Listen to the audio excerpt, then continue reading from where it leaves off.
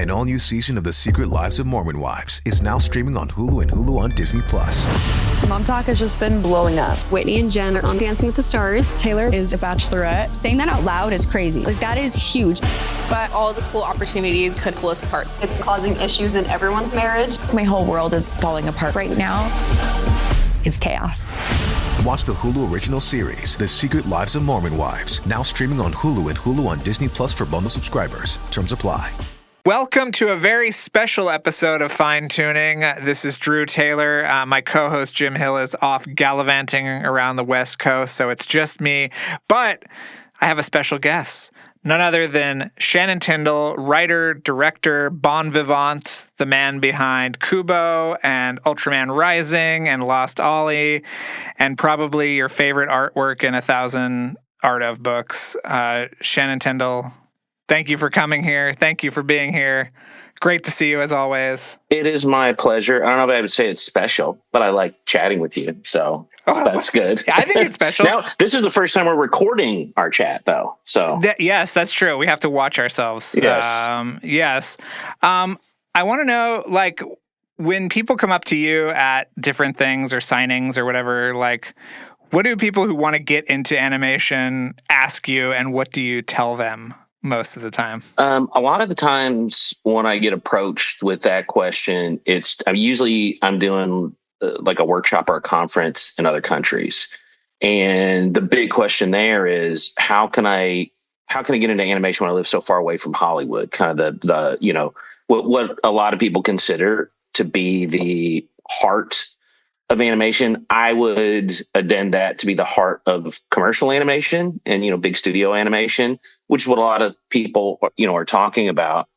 And so that tends to be the big question. And what I usually tell them is, of course, with all the technology and all the ways we have to connect now, it's so much easier to break in, no matter where you are. In fact, like Ultraman, we had artists who were working from Spain, who were working from Japan, who were working all over the world just because we had seen their work on their websites or on Instagram or whatever. And we were able to reach out to them. I just had it on John Wick. We were doing some development artwork, and there are artists that I'd wanted to work with for a while who didn't live here and who we reached out to and were able to make deals with. And so I think it's gotten a lot easier, and there are a lot more opportunities. And there's a lot more opportunities too, I think, in other countries where the governments actually support art. They actually pay for art. What a concept. I know. They finance art. It's crazy. You have places like Cartoon Saloon, Tom, Nora, those guys. Not only is it one of my favorite studios, but they're some of my favorite people on the planet. And Tom was able to build a studio in his hometown in Kilkenny, which if you ever get to visit, you got to go. I've never been, but I love those guys. I love Paul. They're all incredible folks, man. And they used a bunch of stuff that was left over from Don Bluth's studio, apparently. That doesn't surprise me at all. There's a great tradition of animation over there. I've got friends at Dara, at Brown Bag. I've known for a while now. I just in the different spots who actually fund shorts so that you can get your short. This year I'm an Oscar member, so I spent last week watching all the films, and the films they're international, even on the feature side too. Like Arco blew me away. But those are films that were made without American money, and really incredible films. So that's kind of the hope that I give them. And I have to say, it's like I get a little envious too, because making a film like Arco, surprisingly I would say is probably harder. That'd be much harder to make here than it would be in France. So is the most important thing to build up your portfolio so that if you're looking for people for John Wick and you stumble upon somebody's Instagram, they have all that there, and what? That's a very helpful way to do it. Because when I'm scrolling, and Instagram, even though it's getting more, they're kind of guiding it more and more towards video, which I think it sucks. It's like, look, guys, you already have TikTok. We don't need another TikTok. Yeah. But I love finding new artists. And, when I look at somebody's artwork, I have no idea where they live.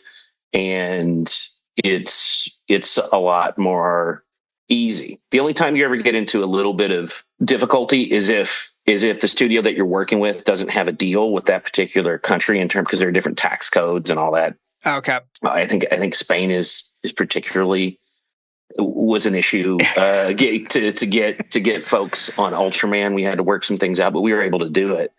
Worked with artists in Italy. I mean, I've worked with artists all over, and I love it. And what I love about that is you get different perspectives. And when they watch your movie and you're getting feedback on it, they're going to provide a different perspective than folks who were kind of born and bred on American films and American culture, so. Do you think it's harder? I mean, you started in episodic television, right? On Static Shock and Proud Family. Do you think it's like, what's the difference between when you broke into animation and what it is right now? Well, going back to the question of just kind of access, I went to CalArts, which is no guarantee of getting work, but when you have the job fair, you do have the big studios come here because they come to CalArts because they're like 20 minutes away. But then it was all practical portfolios. You were literally, you would make a bunch of copies of your portfolio, an analog copy of your portfolio, and you would drop it off at the studio. And a lot of times it would just get stuck in some storage cabinet somewhere and people may never see it. Whereas if you're online, like for example, even though I've been in this business for, over 20 years now, there are students at schools across the globe who have more followers than I do.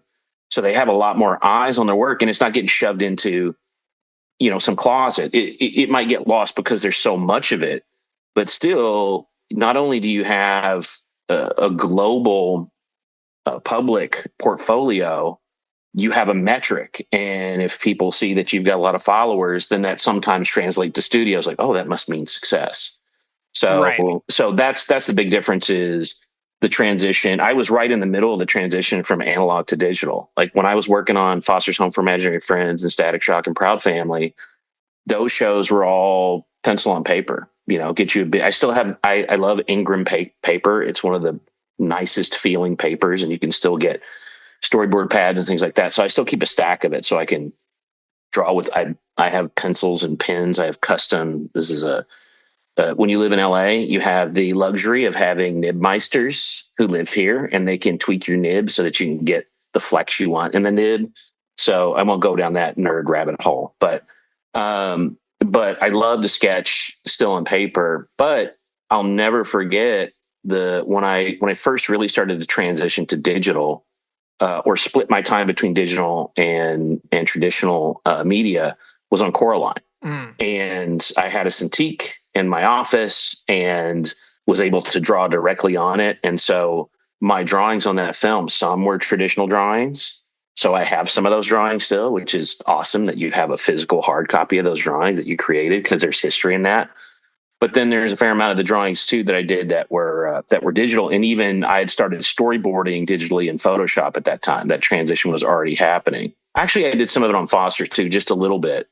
And then actually while I was on Coraline, I had left Foster's, but I didn't want to leave them in the lurch, so I was still doing freelance character design. So I had a motion computing tablet. I've been a tablet computer guy from the beginning. And the motion computing tablet, I think, was made for like insurance adjusters to go out to sites and have a tablet they could write on.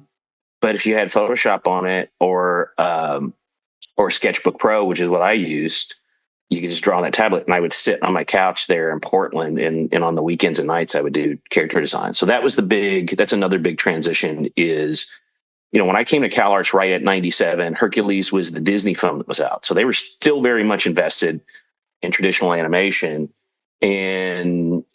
But Toy Story had just come out 2 years prior.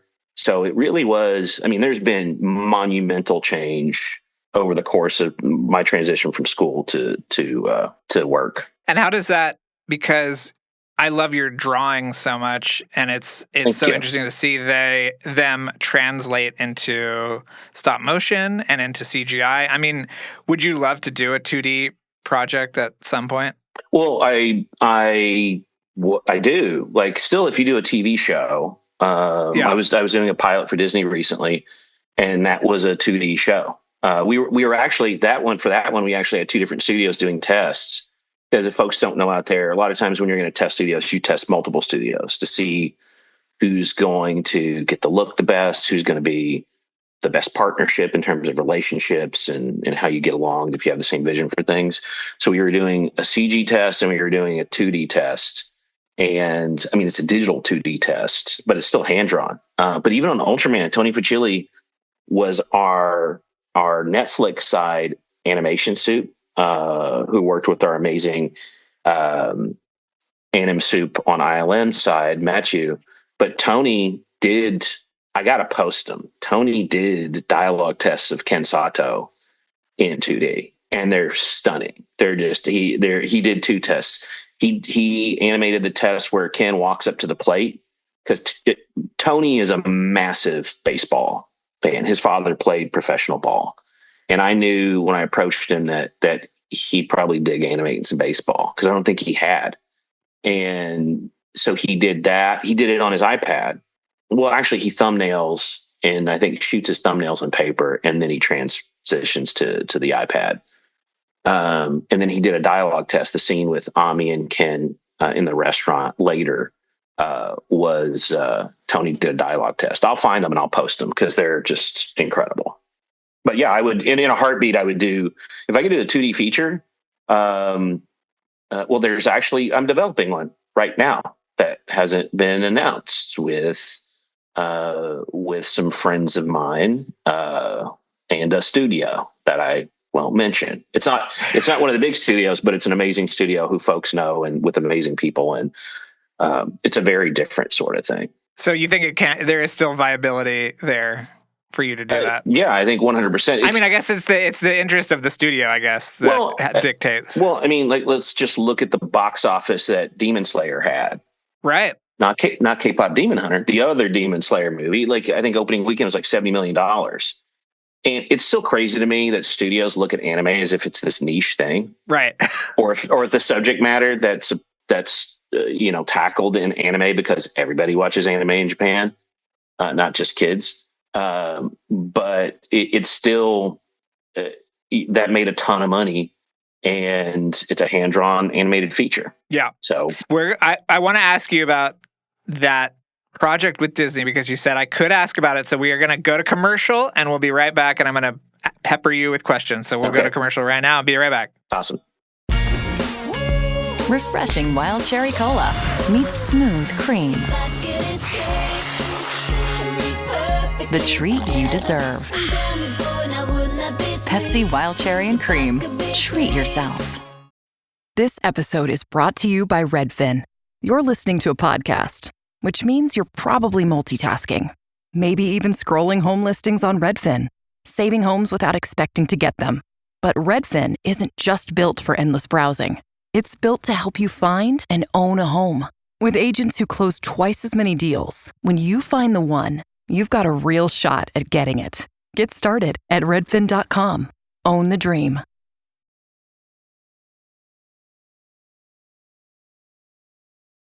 Okay. All right. We're back. So you mentioned a project for Disney that did not go forward. Yes. Okay. And it is based on a legacy property of theirs. It is. I mean, they're not making it. I won't get into the details, but several years back, right when I had come back I'd gone from Kubo to doing my Spotlight story with Google.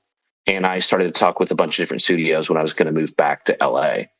And the studio that offered me an overall deal was Disney Television.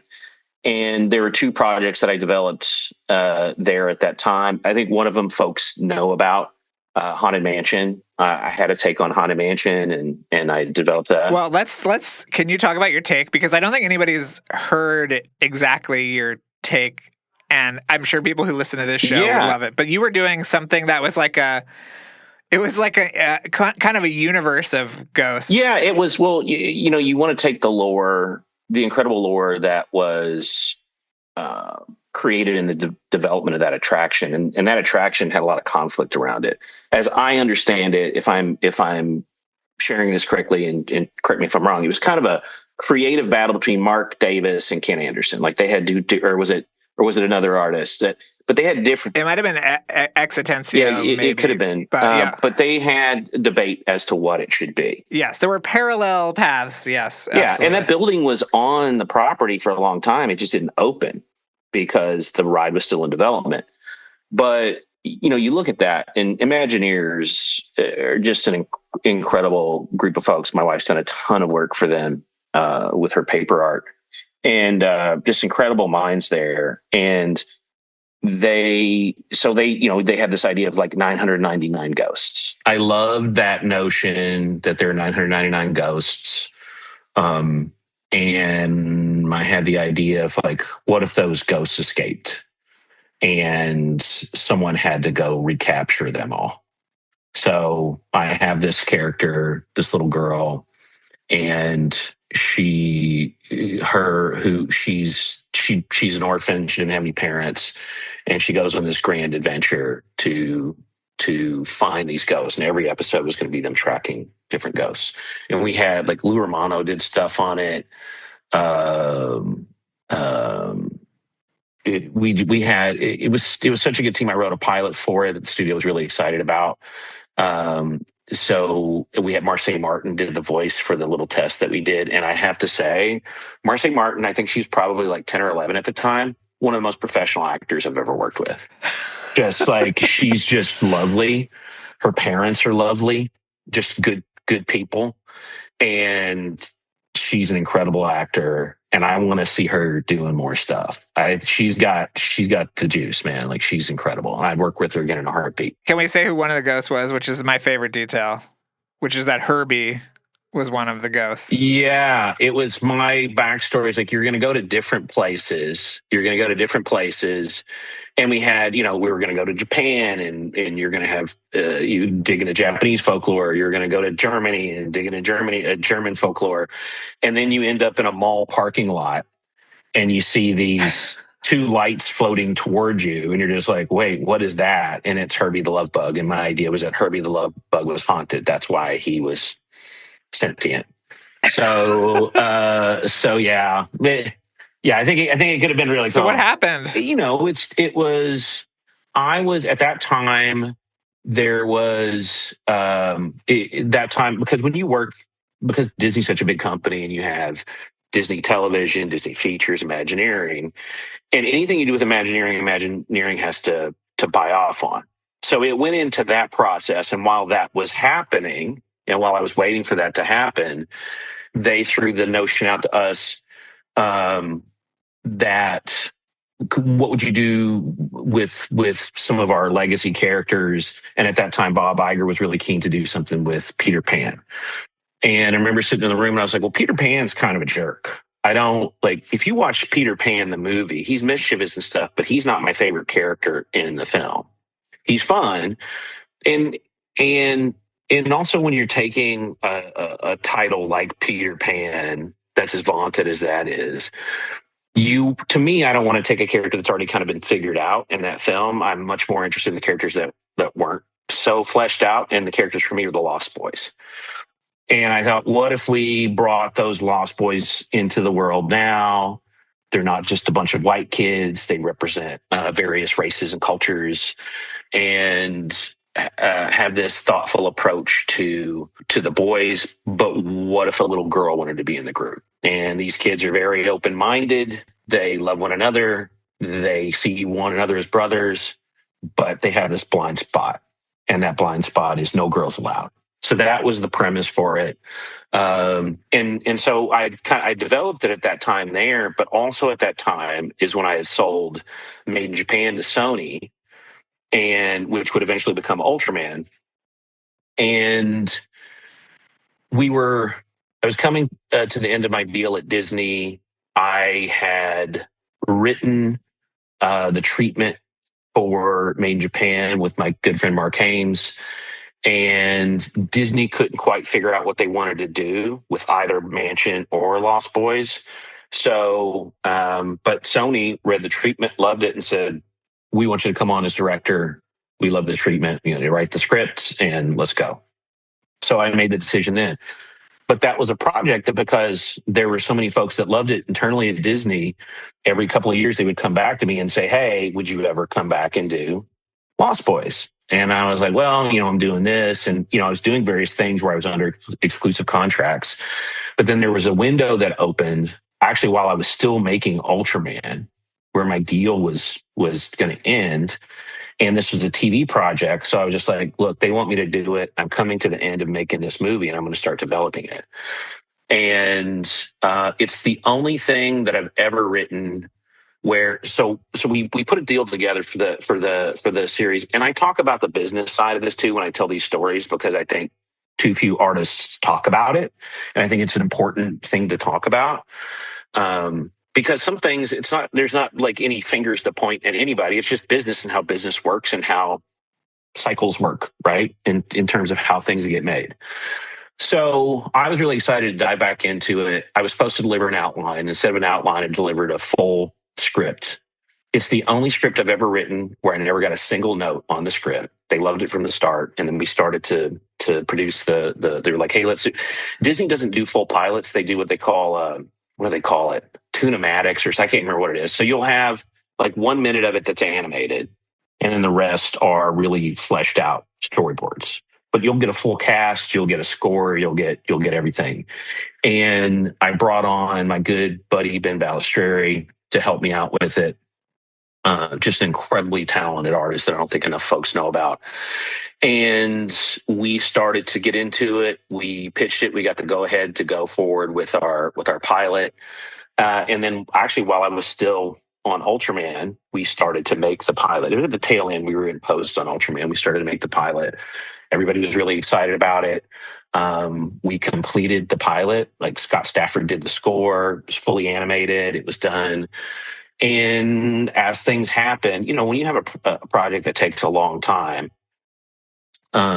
things change, regimes change, markets change. And it's insane, because I was coming back from my first meeting on John Wick with Chad Stahelski, and I was kind of on cloud nine because of that opportunity. And I get the call that they're not going to move forward with it, even to the point of not testing it.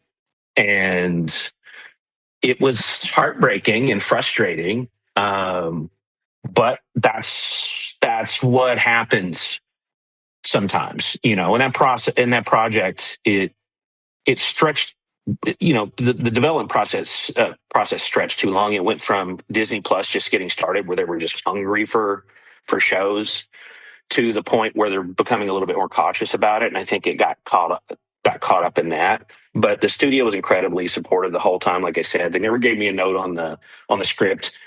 Great notes on the pilot throughout. I'm incredibly proud of it. I would still make it in a heartbeat. It's something that's really important to me. I'd mapped out what the whole first season was going to be, and wrote a very lengthy Bible detailing each episode and what it was going to be about.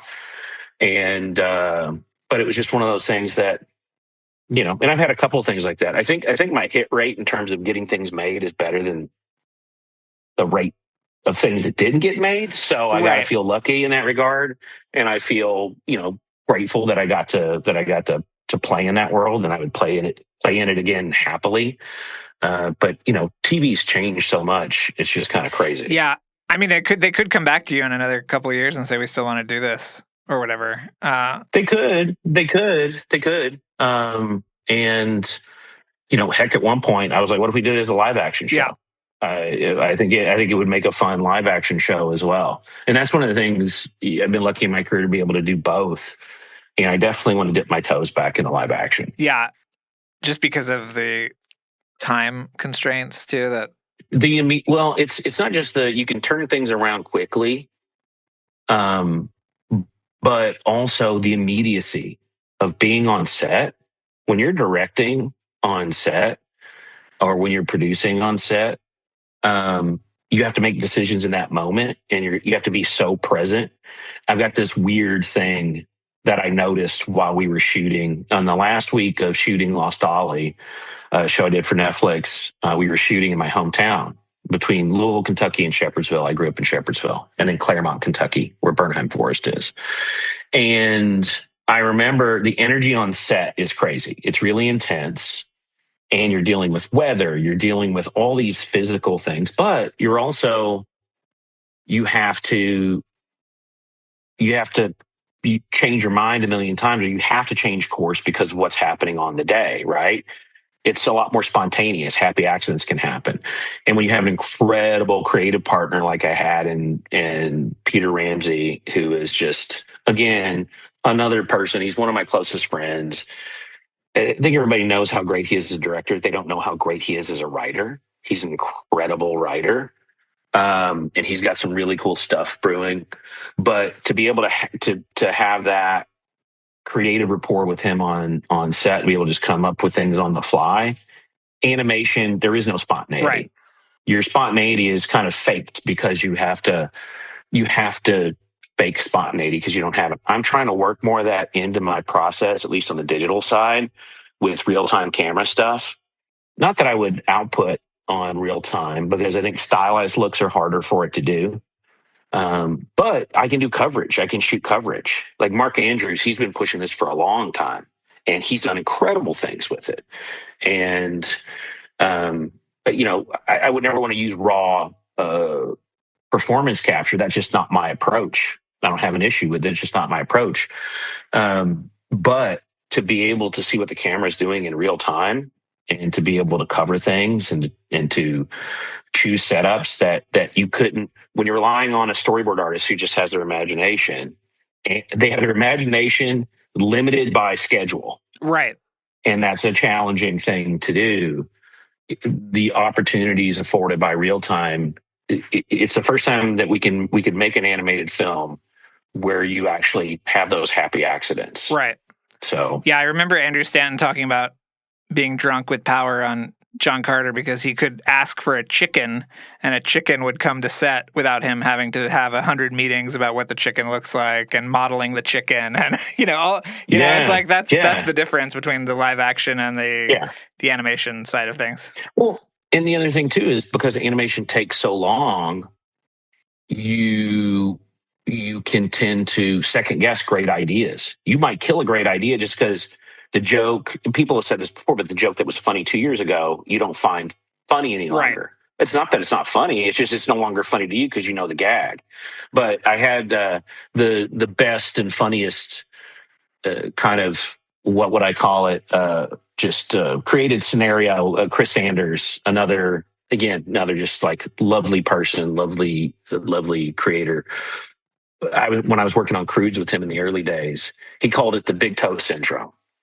And he goes, you'll spend weeks and months and years designing the main character's big toe. And you'll have meetings and people are like, well, should it be long or should it be wide? Does it hang over the shoe, the sandal? Does it not?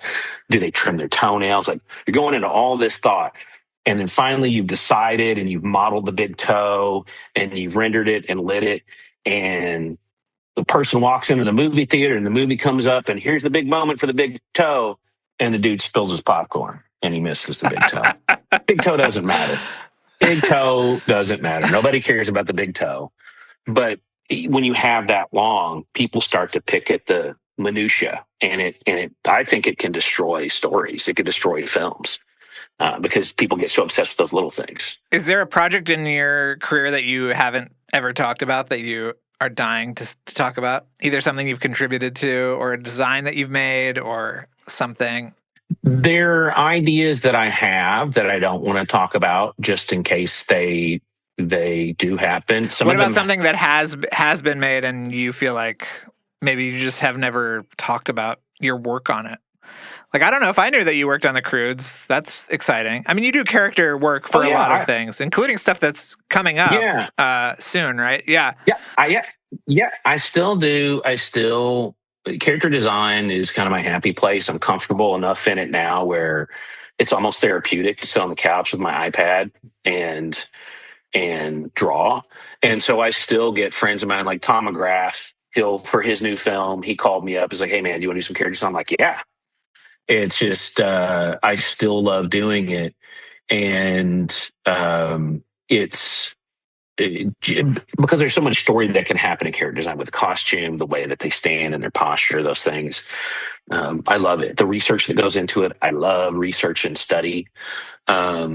But let me see. I worked on Crudes. I did some early work on How to Train Your Dragon. We did DreamWorks used to do these things they would call character blitzes. And so they would bring everybody in on these projects. And they would just, if they couldn't make a decision, you throw a bunch of artists. And at that time, I think DreamWorks was 1,200 people strong. And when I was in pods, which is what they call you have your animation pod, your story pod, your biz dev pod. I was in the biz dev pod. And in that hallway at one time, it was Shane Prigmore and I in an office together, Nico Marley, Carlos Grangel would stick his head in every now and then. We had Griselda Sastrumanata, who's a very good friend who lives close by. She's an amazing artist. We had Tony Ceruno. We had Paula Sane. Like it was crazy, the talent that we had in that room. So you're constantly inspired by it, but you might be dedicated to a project, but they might pull you onto something else. So, here's a funny one that you would find of interest that connects our worlds a little. Okay. Is I had just come off of Rise of the Guardians, and it was before Peter was directing. I actually didn't meet Peter until I was at Leica, which is crazy. But at that time, and I think they even announced it, I had just moved on to Turbo, and Tom Cruise was going to be the voice of Turbo. Well, I did a whole model sheet of Tom and of like the Turbo design, but with Tom expressions. How have I never seen this before? This is amazing. I don't even know if I have a copy of it, but dude, I pulled it from his movies. I pulled it from his infamous Oprah Winfrey interview, because he's such a, he's very expressive. I've never met him, but he's incredibly expressive. And so I was asked to do it, and he came into the studio. We were restricted. We weren't allowed to meet Tom, but I heard he really loved it. And so that's a thing that, when I was on Guardians, they wanted DiCaprio for Jack Frost, and he came in, and they were trying to get Jack Nicholson for Pitch, and they thought if they desperately wanted Leo, but if they could get Leo and they could get Jack, then he could talk to Jack because they know each other. So I think that was public at one time too. I don't know. Maybe I'm revealing stuff I shouldn't. That would have been amazing. It falls in line with what Katzenberg wanted from that time, right? Which was like the biggest stars in these movies. Well, I want to say this. I want to give a shout out because I've never done it publicly. There were, when you work at a studio, there are great times, there are really stressful times. And I have to say that Jeffrey Katzenberg was an incredible boss. And like, I think anytime you're running a studio, you can be a divisive personality, but anytime there was a situation where I needed to speak with Jeffrey, and it was going to be a phone call, and he's like, no, come over to my office. And we sat down, and we were able to work something out. And he was very thoughtful about it. He's like, Shannon, go take a couple weeks off on me. And when you come back, you're going to, you'll be on a new show, and thanks for coming to me. And I remember the day that they announced that they were selling DreamWorks, I emailed him, and I mean within minutes, he emailed me back. So I just want to thank him. Like, hey, when I was at DreamWorks, they paid us well. I got bonuses every year from them, which a lot of places don't do. Places even more successful than DreamWorks Animation at the time don't get bonuses. But we had a doctor on campus. So even if, we all had healthcare, but if you didn't want to go off campus and you just need to see a doctor on campus, you could go see a doctor. Jorge has often told the story about how he was initially developing Book of Life there, and Jeffrey gave it back to him free of no turnaround costs attached. He just gave it back to him. And Jeffrey did a lot of that stuff for folks that doesn't get talked about so much, but he was a very fair dude to me, and I had a lot of fun, and I got way better as an artist working at DreamWorks because of all the incredible talent that surrounded me. Did you ever develop anything to direct at DreamWorks or no? No, I pitched something, one of those things that I don't want to talk about right now that I still want to do someday, that they really dug. But I think they had something that they felt was similar. Actually, Made in Japan, I pitched there. After I'd left, I came back and pitched it, but never to direct. I was still a character designer there when I left. I actually left DreamWorks to go do Kubo. Okay. So, and what was cool about that too is I had to break my contract to do it, and Bill Damashki let me out of my contract. He was super cool about it, and even in my exit interview, they were like, Bill says, anytime you want to come back, you can come back. So, it's like I think there's a tendency, and people who know me know that I've got my thoughts on how studios are run, but also, there are folks that support you. There's always, to me, I don't mind friction, and I don't, as long as it's passion that's directed towards making the project better. I think often, especially coming from artists, because we tend to be so passive, people can see it as, I don't know, threatening. I don't know why, but it's just like, I don't mind a spirited conversation as long as it's in support of making something better. And at every place I've worked at, whether it was something I was designing on or something I was boarding on, even when I disagreed with a person, the conflict challenged me to try and do something better so that they would like it, they would understand it. Didn't always work, but it's something that I look back on now and something that's helped me to mature. And there's certainly plenty of things that I've done and said that I've grown beyond and understood that, like, let's just have a quiet conversation about it. Right. It doesn't need to be kind of, Glenn Keane often quotes the iron sharpens iron quote from the Bible. Right.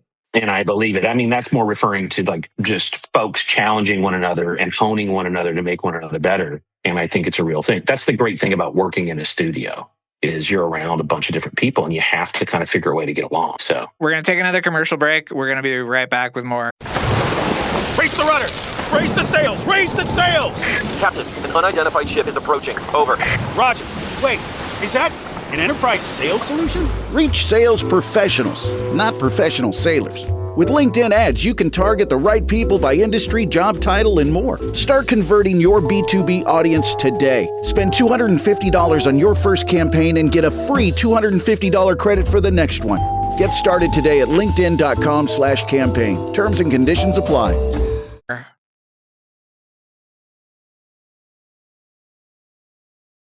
All right, we're back. Did your style of drawing, was that something that you developed at CalArts? Like, I think when people think of one of your drawings, they think of a certain look. And where did that come from? Well, I would say that I can't look at my work and know what my style is. I do think it's evolved.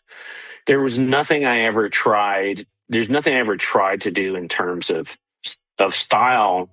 It was more just like technical ability. How can I draw that hand better? How can I draw that arm better, that pose better, that expression more specific so it doesn't feel generic? Those are the things that I always I've tried to get better at, and working with all the incredible people I've gotten to work with has helped with that. But there was I wasn't conscious of any, like, me trying to draw style, because especially at DreamWorks when I was there, and I think it's one of the things that is kind of fallen away and it's frustrating a bit, at least as a director when you're looking for designers, is because of Instagram and things like that, people make their name off of the style that they do. But whenever I hire a character designer, I want them to be a chameleon. Like, you look at, like, Tony Ceruno is one of the most talented designers in the business. And a lot of people don't know him as well as they know Nico Marley. But he did character designs alongside Nico and Carlos for things like Road to El Dorado that you would swear those guys had done. And then you pivot to, like, there was a minute. Here's one. There was a millisecond where they were developing a KISS project with Gene Simmons at DreamWorks. and well, it's like there have been multiple studios that I visited where there were projects in development with Gene regarding Kiss. And Tony did these beautiful, I wish he could show them these designs of the band Kiss. They looked incredible. And they didn't look anything like Road El Dorado did. Or if you like Craig Kelman kind of set the style for Madagascar, and then your challenge is to mimic that style because that's what the style of film's going to be. Or maybe we want the film to look like it's inspired by Ronald Searle. So now you have to try and draw like Ronald Searle. It's actually when I did workshops at CalArts, one of the assignments that I would do is I would say, okay, we're going to design 3 characters from Christmas Carol because it's a story that most people know. And you got to take 3 characters and you have to design them in 3 different styles. And what I would say is one style is Ronald Searle, one style is Al Hirschfeld, and one style is your own, or what you perceive to be your own. And I chose those because Ronald Searle and Al Hirschfeld both use pen and ink, but they use it in very different ways. You know, like Ronald Searle kind of has this etchy, scratchy line to his work, and Hirschfeld has this very elegant, curvilinear line to his work. And I wanted people to go and study how they did it and understand what he does, because I think it makes you a more complete artist. Like we're not hanging paintings in galleries, right? We're creating things that are, especially film to film, where directors have different visions. And at a studio, that's what you want. You want somebody who can, and I'm not talking about just doing a halfway decent version of that. The artists that I've gotten a chance to work with could do it at a level where you would swear it was a Ronald Searle drawing. Pete Sohn, years ago, Pete was just a couple years ahead of me at CalArts, and we're really good buddies. And he did a drawing of he and his wife Anna when they were dating in Hirschfeld style. You would swear that Al Hirschfeld did that drawing. Like it's Pete Sohn. Again, here's another guy. I think the only book where you can really see where he did like character design was on Incredibles, the first Incredibles movie, where you actually have where he's working as a character designer on the film. Because after that, he was directing. Yeah. But he is one of the best draft persons I've ever worked with. And his drawings are always appealing and charming. And but yeah, I think in terms of influences, I think what I've done with my own, I guess what you would call my personal style, which I think would be primarily reflected in my Gordon drawings on Instagram, is a combo between, I'm a big comic book fan, and I wanted to be a comic book artist for a long time. And I'm a huge fan of more kind of sparse styles like Alex Toth and Jaime Hernandez, who does Love and Rockets, one of my favorite artists. And then also, if you look at how Miyazaki, his storyboards, really like just touching the paper with pencil and then filling it in with watercolor. Those are the things that I think when I do my Gordon drawings, it's how can I strip it down as few lines as possible to express this emotion or this pose. And those are the artists that I look at. I'm not trying to mimic Alex Toth. I've got work where I was like, let me see if I can do a design in the style of Toth. That's really challenging, by the way, because his stuff, it's more based in reality in terms of forms. Right. But still very graphic. So it's man, that dude was a master. And, but if you see his roughs, there's a lot of scribbles under those. It looks like he's just laying one line down. Right. He did have I've got some of these doodle sheets, some originals. He would just doodle all day. And those were very like whatever came to his head, just a few lines. But now friends of mine, Ben, who I mentioned earlier, he's like, I can tell your style a mile away. I can't because I don't know what my style is. But like Ben, I'm sure other people can. It's anything, it's like, yeah, I don't know how I sound to people, but when people do impersonations of me, I'm like, I guess that is how I sound. Well, so, on a related topic, I'm so curious about your approach to adaptation because you're working on a John Wick project now. Yeah. And I imagine the idea is like to make something that is not so reverential that you have to see the 4 previous John Wick movies plus Ballerina plus The Continental to enjoy your movie. Yeah.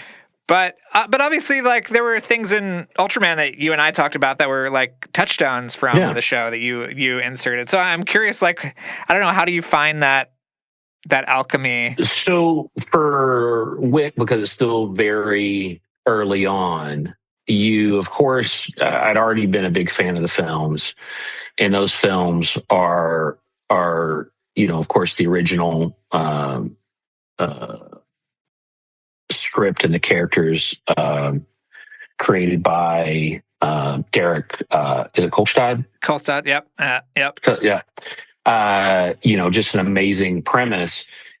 And then the subsequent films, Chad Stahelski, coming from the world of stunts, that dude, I think he's the best action director working today. And I would go beyond, because people look at action almost as, action is action, but then there's drama.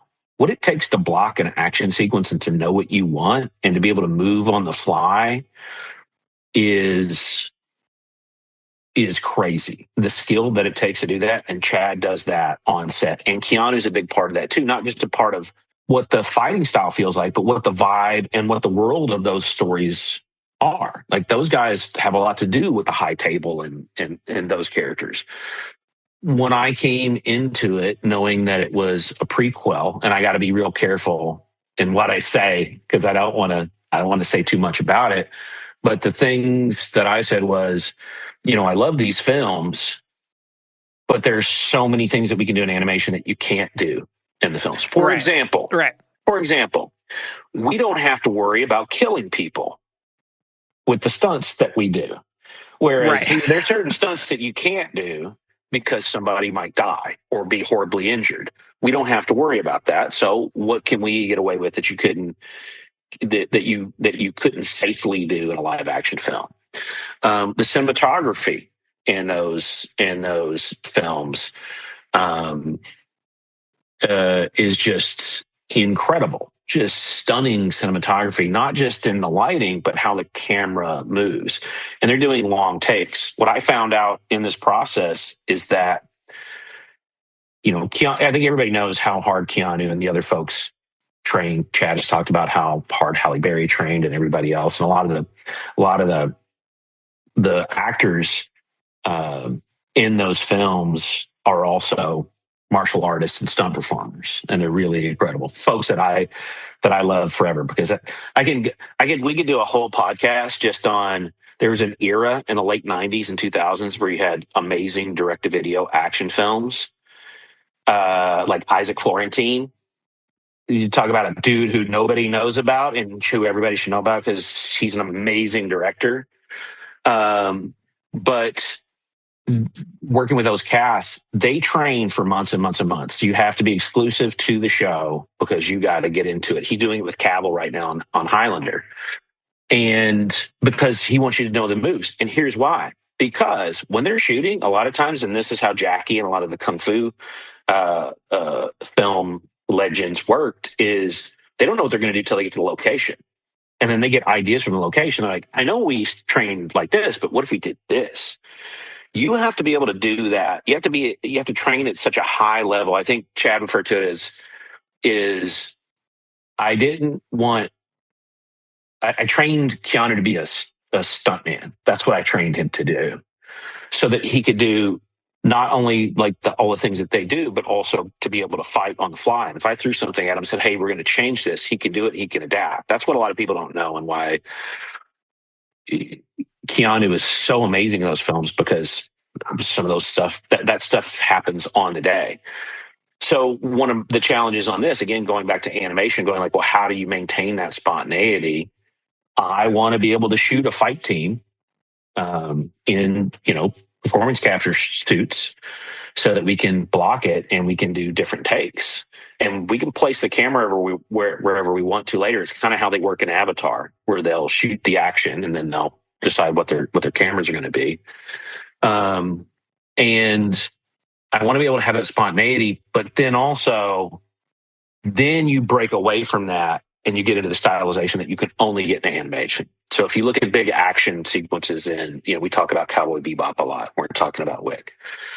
We talk about Naruto and we talk about things that aren't physically possible for the body to do or for a camera to do. You'll have these shots where a camera runs the length of someone's arm as they're coming in for a punch. We did some of that stuff in Ultraman, but then we just blow the doors off. And so that's one of the things that we did for the Wick test. We created a test for Wick, and we worked between like studying fight reference and letting board artists just do their thing and saying, okay, here I want you to go crazy. I want you to do something that we couldn't do if we had actors on sets.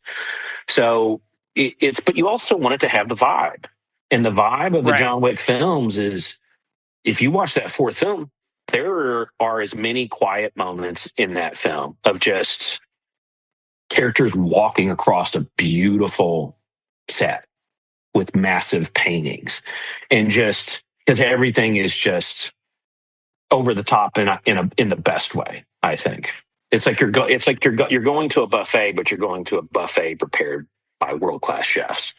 Right. And to have that balance so that you don't get, we talk about it often, is like you don't want to get action fatigue, where there's so much action in the film that you can't, it doesn't feel like there's any danger. It doesn't feel like there's any distress at all, because it's action, action, action. You want to treat it musically. And also because of the film that I'm doing, and I think I can say this about it, is it's a love story. It's about how John and Helen met. That's a dimension to the films that's been hinted at, but we've not gone fully into. So it's the balance of, we want to give folks who are fans of the franchise everything that they would expect in a John Wick action film, in the tone and the lighting and the style. But what can we do that we can't do in animation? And how can we make them feel emotions that they've never felt watching a John Wick film? Okay. So those, I guess, like, those are the two things that I hope. Do you ever get like when Made in Japan became Ultraman? Did you have a moment of like, I have to like live up to this? I think at that point it was 60 years or something. Legacy that. What's crazy about it is I never had that feeling, because it didn't start as an Ultraman story. It was inspired by Ultraman, but it was something else. So, and that was the thing that people responded to. They weren't responding to the fact that there's a guy who can become a giant. They're responding to the fact that it was a guy who didn't necessarily want to be a parent, or who didn't plan to be a parent, become a parent. And then to show his challenges with his relationship with his father. And that was always the story, and that was always what the heart of the story was going to be.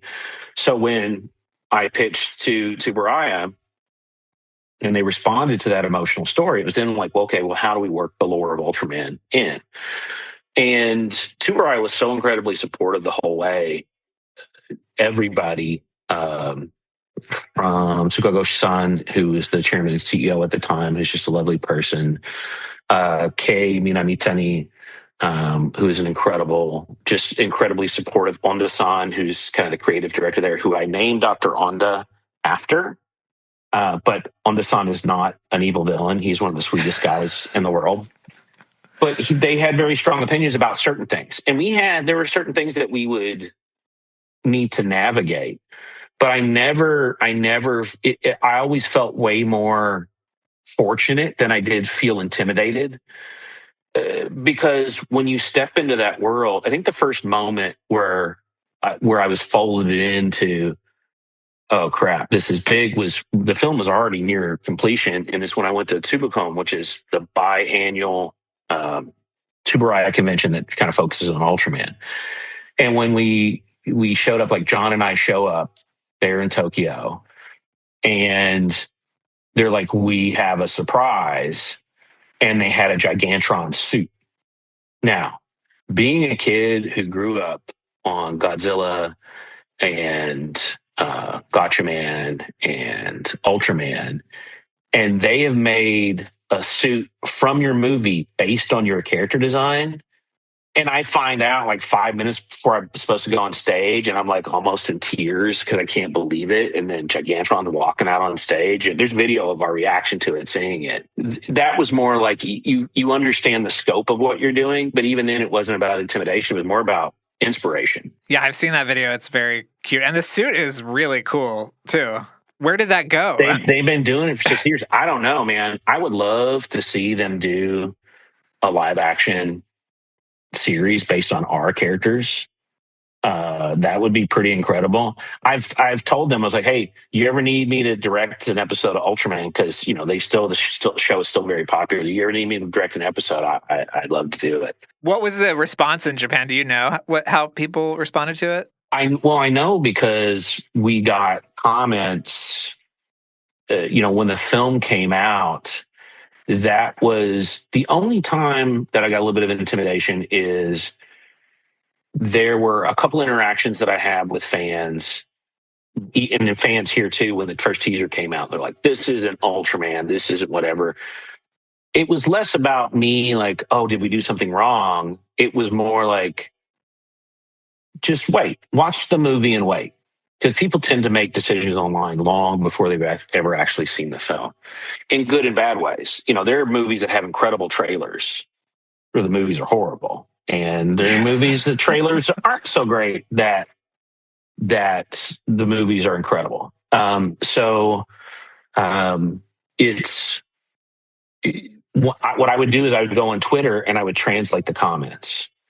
And it was like 99.9% support from Japanese fans, which meant the world to me. It meant the world to me because when you go to Japan, it's everywhere. Ultraman is everywhere. You can't escape Ultraman. And I've tried to give a comparison between that character. Like I've said it before, he's bigger than Batman, Superman, or Spider-Man, like far bigger. In the 80s, Ultraman was the most profitable character in the world by far. That's how, and that means primarily making that money from Japan and the surrounding regions, because he's big in Indonesia and Malaysia and Singapore and Korea and China. And that's how big a character he is. And so to get that kind of love from folks who'd grown up with it was really incredible. Now, there were some people who would say, like, this isn't Ultraman, this is not what Ultraman represents, what it's about. And I would just respectfully disagree. And just, you can't, everybody's not going to like everything that you do. Most films that I love tend to be ones that are polarizing. If I see a film that has 50% or 60% on Rotten Tomatoes, I'm like, I bet it's good. Because what it means is, like, it's probably interesting. Well, I'll give you an example. Yeah, I'll give you an example. I think I shared with you. I get a text as we're getting into Oscar season and we're getting the screeners on the app. And I get a text from my buddy Scott Mosier, and he's like, have you seen Dust Bunny? Brian Fuller's new movie. And I'm like, no. And he goes, it's incredible, but it's interesting. So they probably won't promote it. And it blew me away. I'm a huge fan of Brian Fuller's. I got to send him an email. I think I've been telling you I want to send him an email, but like that film blew me away. It just blew me away because it was so inventive and so fun. And you could tell there's so much bloat in Hollywood. You'll see a film that costs $200 million and it doesn't look like it costs $200 million. I don't know what the budget was for Dust Bunny, but you can tell that every penny is on the screen and then some. Oh, yeah. Every shot is so bespoke. Every costume, every set. Yeah. I mean, it's unbelievable. Yeah. So, folks, if you haven't seen Dust Bunny, go see it. Because it's a surprising film. You don't know where it's going. Yeah. So, yeah. Well, I know we have to wrap up in a minute, but I think we need a commitment from you that there will be some dog stuff in John Wick. Well, you can't have a John Wick film and not have dog stuff. Okay. And since you and I are both hardcore puppy parents, yes, that's going to, well, I mean, I mentioned before, Janie, my beloved pup, who Your nearly soul made dog. it to Yeah. yes, my soul dog, who nearly made it to 18. I put her in Ultraman because Lefford's one of our re-recording mixers and lovely, lovely gentleman. He told me that he had a dog, a basset hound named Lucy, years ago. And in Mamoru Oshii's Ghost in the Shell, there's a basset hound. And I guess Oshii loves bassets. So Leff had to get special permission to bring Lucy into Sky Sound and record her barks and her nails on the wood and on the steps and all these things so that he could put Lucy into the film. And I guess Oshii, when he visited Skywalker Sound, the first thing he says, like, I want to meet Lucy. So they got to bring Lucy in so Oshii-san could meet Lucy. So that inspired me to not only to design Jane into the film, but also to record her bark. And it wasn't until a few months after that, she wasn't really barking anymore because she was just getting so old and just struggling with dementia and things. But I haven't gone back and watched the film since she's gone because it's hard. But Lev shared with me, he goes, Lucy is now a part of the Skywalker Sound library. And sometime there'll be a movie playing in the background. This is years later where someone has used her bark and I hear Lucy's voice again. And it's amazing. Oh my God. And so I love me some pups. I love my Jane. So if you see Jane is the little dog barking at Emmy in the window at the bookshop in Daikanyama in Ultraman. So yeah, there are going to be some dog stuff. Okay. We need the commitment. There's a new thing that I'm talking about. I mean, I'm literally just had one meeting about it, but man, I would love to do it. And it features a pretty famous dog in it. Okay. So great. Yes, It does. All right. Well, where can people find you, Shannon? Where you want to give us you're really only on Instagram these days, right? Yeah, I got off all the other things. I just haven't been, but just find me Shannon_Tindle on Instagram. It's funny. A lot of people have been following me on my photo. I have because I love. Oh yeah, you have a great photo. Yeah, what is? Yeah, I love taking pictures. Shannon Tindle photography, but I think that's what I think that's what pops up with a lot of people because a lot of my friends in animation or acquaintances I know in animation have started following me on my photo blog who didn't follow on my actual main art blog. So, but yeah, Shannon_Tindle. And I've been trying to, even though again, it's moving away from the still platform, it's still a great resource. And that's where I post most of my drawings, but yeah. Okay. And we'll be anxiously waiting on whatever is coming up next from you.